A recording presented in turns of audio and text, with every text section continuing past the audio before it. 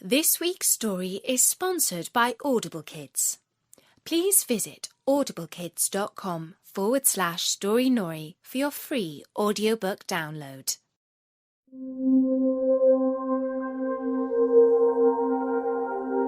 Baba Yaga. Hello, this is Natasha, and I'm dropping by with a story about a famous witch called Baba Yaga. She comes from Eastern Europe and often crops up in stories from Russia, Poland, Slovakia, and other countries thereabouts. Bertie says that the story starts off a little bit like Cinderella, but it soon takes a very different turn. So if you don't like scary stories, stop listening now. But before the story, I would just like to tell you about a ghostly audiobook that you can buy from our sponsor, Audible Kids. It's one of the most famous ghost stories ever written, and it's called The Canterville Ghost by Oscar Wilde. It's about an American family who moved to England and lived in a haunted castle. If you like ghost stories, I'm sure that you will enjoy this one.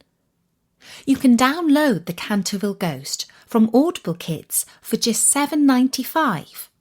Just go to audiblekids.com/Storynory or follow the link from Storynory's sidebar.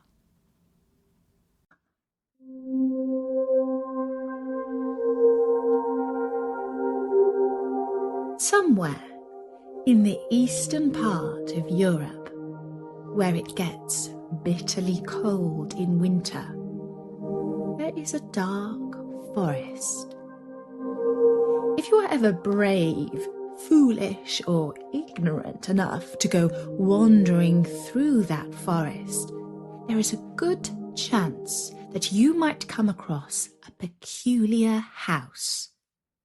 It's a wooden hut, but it's like no other that you have ever seen, for it stands on giant chicken legs, and quite often it walks about, just like a monstrous farmyard bird. This hut is the home of Baba Yaga.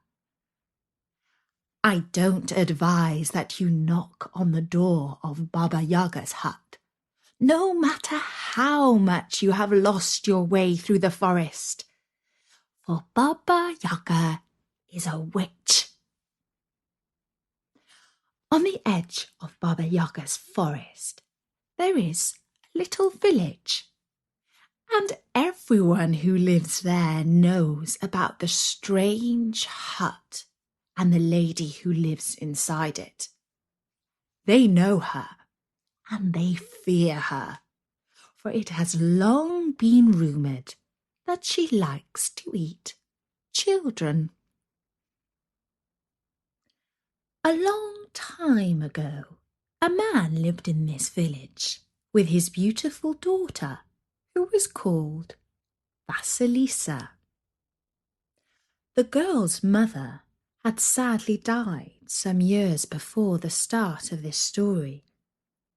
But before she died, she gave Vasilisa a wonderful gift. It was a little rag doll that did not look so different from any other. The girl's mother told Vasilisa that she should take special care of the doll. Every night she must feed it a little milk and a little biscuit. And so long as she did so, the doll would always be ready to help her, no matter how much trouble she found herself in. Vasilisa did just as her mother bid her, and every night the little rag doll sat up and drank a little milk and ate a little biscuit before smiling at Vasilisa and then going back to sleep. As time went by, the girl's father decided to marry again. His second wife had 2 daughters of her own, neither of whom could touch Vasilisa for beauty or sweetness of character. In fact, they were jealous of Vasilisa, and they hated her terribly. So long as Vasilisa's father remained at home, the stepmother and stepsisters had to pretend that they liked her. But every now and then, one of the sisters would whisper in Vasilisa's ear, "Just you wait until your dear papa leaves us alone with you. Then you'll see." When Vasilisa had recently passed her 16th birthday, her father said that he had to go away on a journey that would last at least a month. Vasilisa begged him to take her with him, but he just laughed and said he was travelling on business and the girl would find the journey tiresome and dull. The first night after the father had left, the stepmother gathered the 3 girls together in the parlour and spoke like this. "Now, my dears, I have a little task for each of you. Tanya," that was the oldest, "go in my room, please, dear, and sew a button onto my red dress. Katya," that was the youngest, "go to the kitchen table and roll some pastry so that it's nice and flat. And Vasilisa, dear, go to Baba Yaga's hut in the forest and ask her to lend us some lights. Now run along, sweetheart, don't waste any time. We don't want you to get caught in the dark now, do we?" The stepmother shooed Vasilisa out of the house so fast that she had hardly time to put on her hat and gloves. She walked forlornly to the corner of the street and took the little doll out of her coat pocket where it had been sleeping. "Oh, little doll," she said, "my mother told me that if I fed and looked after you, you would be ready to help me if I was ever in trouble. Well, I have fed and looked after you, and now I'm terribly, terribly in trouble. I must go to Baba Yaga, and everyone knows that she is a dreadfully wicked witch. So please tell me what I am to do." And the little doll looked up at Vasilisa and said, "Be as brave as you are beautiful. Go to Baba Yaga's hut, and no harm will come to you."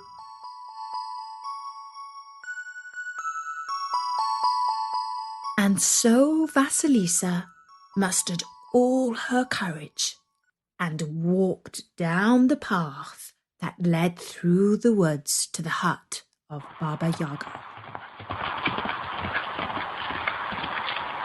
After a while, the young girl heard the sound of galloping hooves coming up behind her, and she stepped off the road to let a horse ridden by a rider in a blazing red cloak shoot past her. "I wonder who that was," thought Vasilisa before setting off on her way once more. A little further on, she once again heard the sound of galloping hooves, and this time a rider in a cloak of dazzling white sped past her and down the road that led to Baba Yaga's hut. And some time later, a 3rd horse shot by. Its rider wore a cloak that was as black as night. After about an hour of walking, Vasilisa came to a clearing in the forest. Although it was getting quite dark now, she had no trouble seeing, for this neck of the woods was lit by skulls with blazing eyes. The skulls were mounted on top of a high fence, and beyond the fence she saw the strange hut that stood on chicken legs. It turned round to face her, and it seemed to Vasilisa that the hut was looking at her. Then the chicken legs began to kneel, and the hut lowered to the ground, and the door creaked open. Baba Yaga's nose was so long and bony that it appeared through the door before the rest of her. A moment or two later, the nose was followed by a tall, skinny old woman holding a broomstick. Vasilisa was so frightened that her legs would not obey her when she told them to run. The old lady came towards her, but she did not walk. Her feet flew just a few inches above the ground. "Well, child," she said, "did the cat get your tongue? Or are you just badly brought up? Speak, child! Spit out your name and your business here. I haven't got all night to hover around while you tremble and gibber like an idiot." For a few moments, Vasilisa's lips quivered so much that no proper words would come out of her mouth. Just a kind of But then she remembered the doll's words that no harm would come to her, and eventually she found courage to speak clearly. "Good ma'am," she said, "it is only me, little Vasilisa. My stepmother sent me to the forest to borrow a light from Baba Yaga." "Did she now?" said Baba Yaga thoughtfully. "Well, I am Baba Yaga, but you may call me Babushka." Vasilisa brightened a little at this, for Babushka is a kindly name that means grandma. Baba Yaga went on. "Now, come with me into my hut. I will give you some simple tasks to do.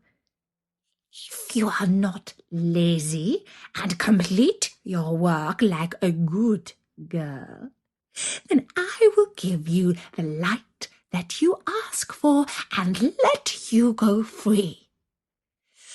But if you do not manage these simple tasks, then I shall cook you in my oven and eat you for my dinner." How do you like that for an offer? To tell you the truth, Vasilisa did not like it at all. But she had faith that all would be well, that she would complete the tasks and return the light. And so she curtsied and said, "I like it well, dear Babushka." And she followed the old lady as she floated back to the door of her hut and called out, "Locks and lock." The doors creaked open and then shut again behind Vasilisa as she stepped inside. The hut was surprisingly roomy, but a large part of it was taken up by a huge oven.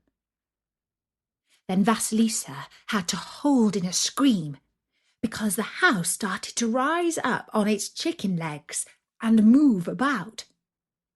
She realized that there would be no escape unless Baba Yaga let her go. The witch sat down at the table and gestured to the larder. "Fetch me my supper, dear," she said. "Yes, babushka," replied Vasilisa, and she brought over some bread and cheese for the old lady. "Ah, well," said Baba Yaga. "Soon I shall be enjoying a nice plate of roast meat, thinly sliced and pink in the middle." And with those words, she pinched Vasilisa's arm and chuckled dryly. "Now, tomorrow, dear, you must complete my little tasks.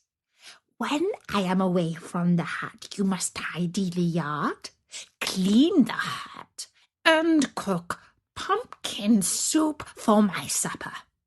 Can you manage that?" "Why, yes, babushka, I can," said Vasilisa, who was relieved that the tasks did not sound by any means beyond her ability. "That is good," said Baba Yaga. "And when you have finished doing that, you can sort out all the white peas in the sack from the black peas and put them into heaps for me." Vasilisa stared at the sack in astonishment, for it was filled to the brim with dried peas. The task of sorting them was quite impossible. Baba Yaga ate her bread and cheese and drank a tankard of frothy brown ale before falling asleep on top of a thick fur which was strewn above the stove, the warmest place in the hut. All night the hut continued to move around, and Vasilisa felt queasy. She certainly had no appetite herself, but before she lay down, she did not forget to feed her doll a few crumbs of bread and some drops of milk. When the rag doll had finished her supper, Vasilisa asked her, "Oh dear, what have I done? How shall I ever get out of here alive?" And the doll replied, "Have courage and keep faith, and all will be well. For Baba Yaga is unable to tell a lie, and she is bound to keep her promise."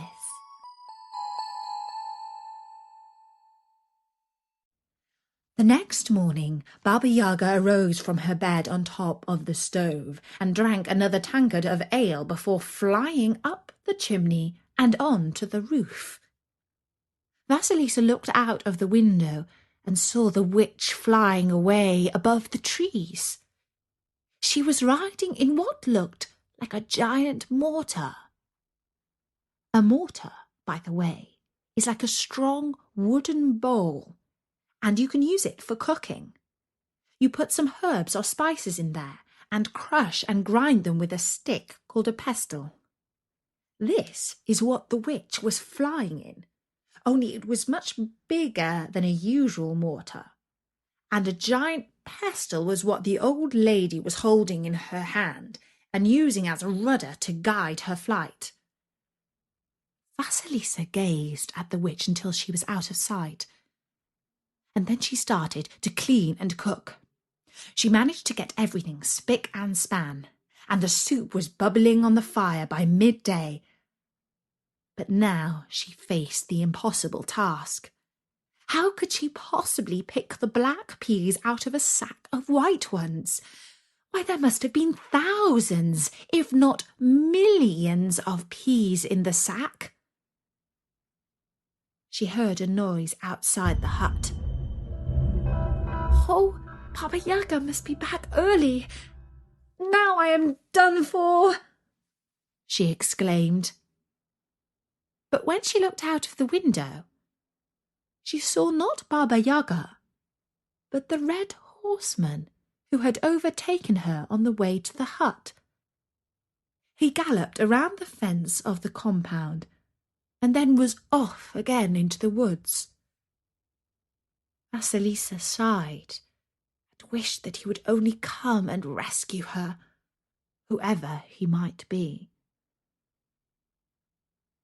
Then when she turned around from the window, she saw that all the peas had been sorted into 2 piles, one black and one white. Her task was done. That evening, after Baba Yaga flew back home from whatever business she had been on, the old witch could not hide a surprise at all that her guest had managed to achieve in one day.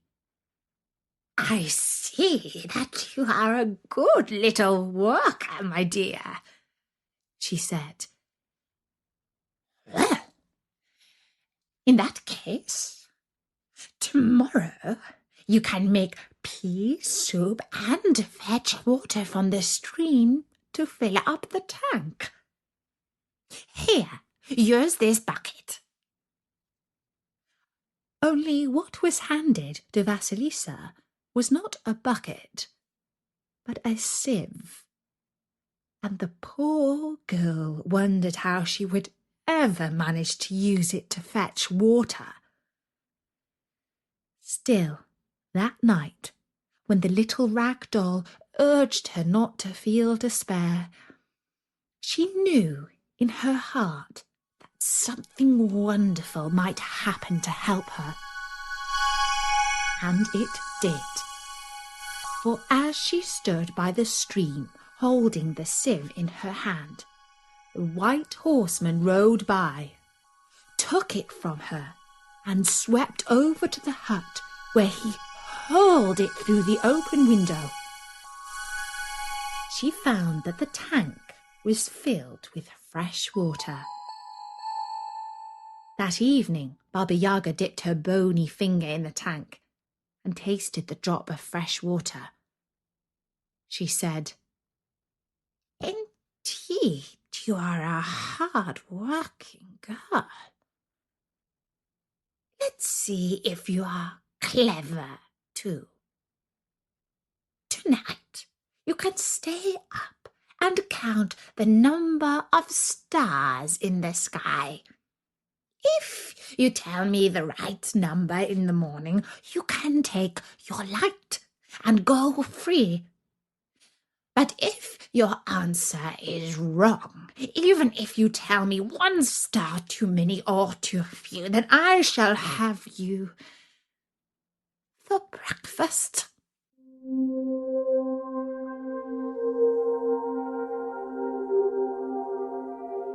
That night, Vasilisa gazed out of the window at the sky and tried to count the stars. 1, 2, 3, 4, 5. But by the time she reached 100 stars, she was no longer sure whether or not she was counting the same ones again, and she had to start all over. It did not help that the hut kept moving around so that the view kept on changing. Eventually, Vasilisa began to sob quietly. She took out her doll and said, "Oh, dear little doll, who will come to the aid of a poor little Vasilisa this time? I cannot guess the number of stars in the sky, and in the morning the witch shall surely eat me." "Do not worry," said the doll. "Have courage and keep faith, and all will be well. And it was. For at the midnight hour, the Black Horseman came riding up to the window where Vasilisa was sitting, and he whispered a number to her, as if in a dream. It was a very big number, but I cannot tell you what it was, for it is a secret. But it was the exact number of stars in the sky that he told her. And in the morning, when Baba Yaga stepped with her bony feet onto the floor, Vasilisa said, "Good morning, Babushka. Shall I tell you the number of stars now?" And Baba Yaga yawned and said, "Go on then, child. Tell me. But you had better not get it wrong, for if you are, I shall eat you." And Vasilisa told the number to Baba Yaga. And Baba Yaga let out a terrible cry like, "Ha!" And her eyes blazed like those of the skulls on the fence surrounding her hut. "Who told you that?" she demanded so fiercely that Vasilisa shrank back. "It was a Black Horseman of the night who helped you, wasn't it?" She picked up a plate and threw it across the room so that it smashed against the wall. Then she picked up a knife, and Vasilisa was sure she meant to kill her. "But Babushka," she said, "you promised that if I told you the number correctly, I could take a light and go free." And Baba Yaga froze for a moment, and the fierce glaze of her eyes dimmed somewhat. "Ah, yes," she said more calmly. "So I did. And I suppose it was morning and day that helped you with the other tasks I set you." And Vasilisa nodded, for she now understood that the 3 horsemen were morning, day, and night. "There you are, a good girl," said Baba Yaga. "For if morning, day, and night chose to help you, that means that your soul is in harmony with the universe. I will do you no harm. Wait here while I shall go on my business. I have no tasks for you today, and tonight you shall return home with a light." And that evening, after Baba Yaga flew home on her mortar, she took Vasilisa out into the courtyard and gave her one of the skulls with the blazing eyes. "Take this," she said, "and it will light up your stepmother and your 2 stepsisters very well." Vasilisa took the skull and returned back down the path to her village. She expected that her stepmother would have found a light by now. But in fact, the house was not lit at all. Instead, her relatives were sitting in complete darkness. "I'm home," called out Vasilisa. But she received no reply, for For as soon as the light fell on her stepmother and stepsisters, they turned to dust. And Vasilisa went to live with a kindly old lady in the village until her father returned from his business. When he came back, he thought that his wife and stepdaughters must have run away. He did not miss them much. He lived happily with his beautiful daughter Vasilisa until one day a prince came riding by and caught sight of her. She was the most beautiful girl he had ever seen, and he had no hesitation in asking her to marry him, which she did, and they lived happily ever after. And that's the story of Baba Yaga. I do hope that you weren't too frightened. Don't forget, there are loads more stories on Storynory.com. So for now, from me, Natasha, bye-bye!